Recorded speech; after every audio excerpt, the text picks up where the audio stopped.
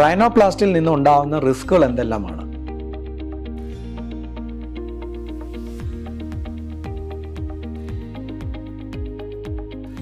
Welcome to new face.